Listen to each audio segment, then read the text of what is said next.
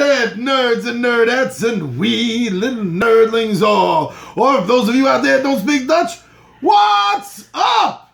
Your buddy Big Johnny G, Two Gun Pixie presents Legendary Gaming, and I am back with another Two Gun review for you.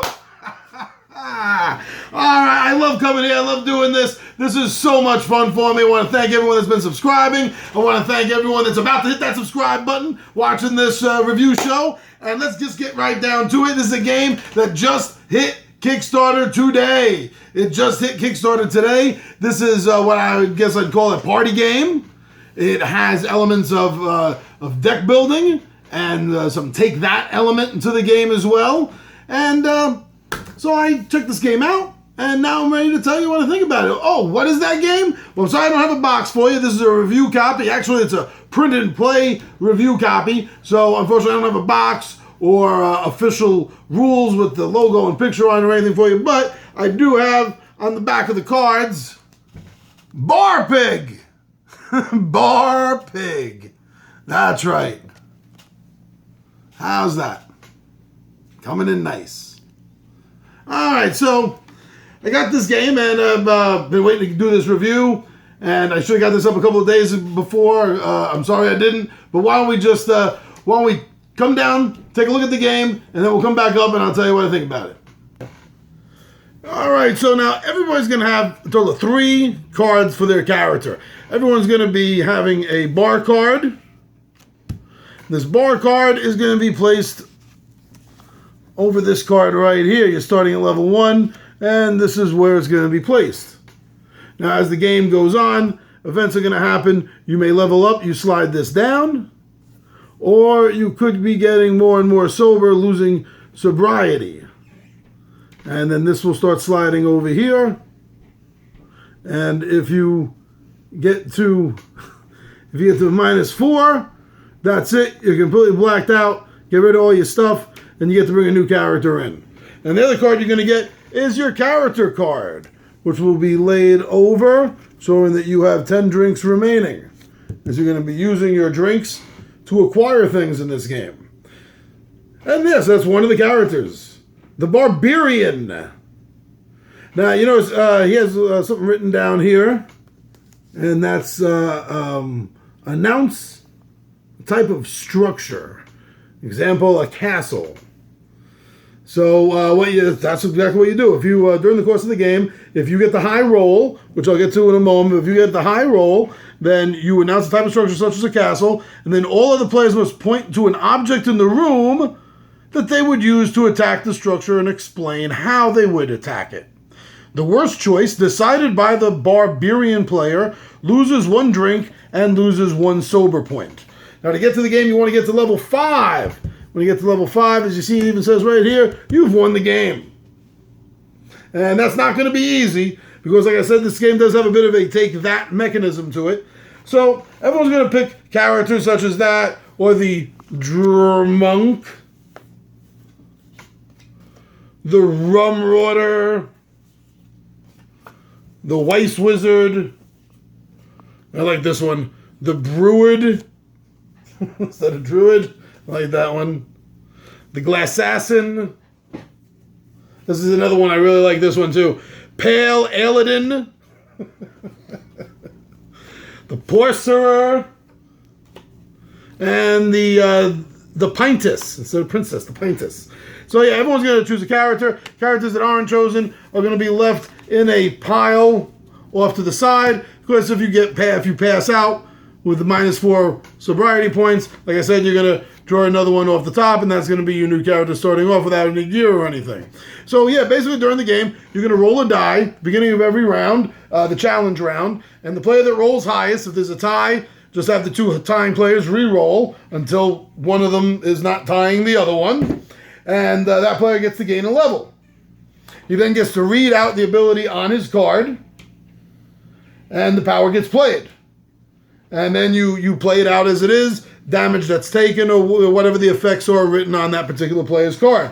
And that's the end of round 1, the challenge round, which brings us into the market round. Now, during the market round, like I said, you have a certain number of drink points here. During the market round, you're going to decide whether you want to buy an item or you want to recharge. Now, if you want to buy an item, you don't get to look at them, and that's what this stack is right here. The rest of the cards all nice and shuffled up. This is your market stack. So if you wanted to buy something, see right now it's not a problem because you got 10 drinks. Because what you're doing is, after you announce that you're going to buy something, you flip this card over, and if you would like to buy that, that's going to cost you 2 drinks. Which would obviously then, anyone that can do math who hasn't had too much to drink yet, knows that that would then pop you from a 10 down to an 8. Now, if you wanted to recharge, it's the same system, but you don't get to keep the item if you're able to buy it. Oh, and if you're not able to buy it, it gets discarded. I just want to point that out. So if you wanted to recharge, it's the same thing. You look at this, you get to recharge 1.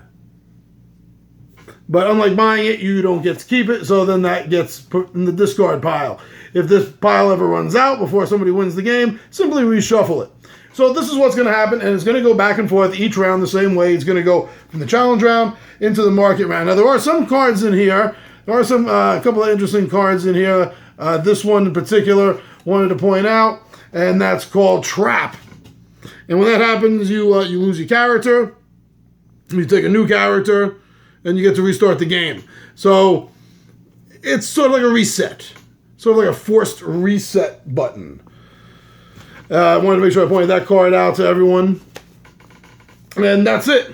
That's it. That's literally it. It's going to keep going back and forth. And during the game, a lot of these cards that you're going to be acquiring, you're going to be buying, the cards, unless otherwise stated, can be used anytime. So this is where the take that aspect of the game comes in, where you can throw out a card, such as the Buyer's Guide to Drunken Haggling, discard this item with another item value 3 or higher, and you gain 1 level. There, you want to gain the level right there. The Reflective Shield of Childish Insult. Deflect any drink and or sober points that you would lose to another player of your choice. So as you see here, the Cloak of Debauchery. Steal a player's turn. You get their level up and use your character's power instead. So this is where the take that aspect comes into the game as you're buying stuff. You just have to be very careful as you're buying, because you're buying and you're losing your drink points. So why don't we talk about the game for a minute?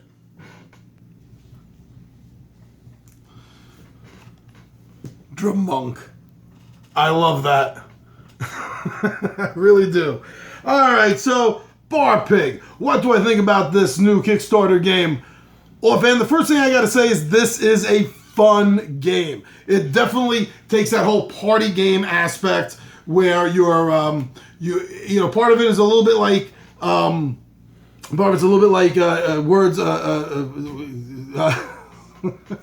sorry about that.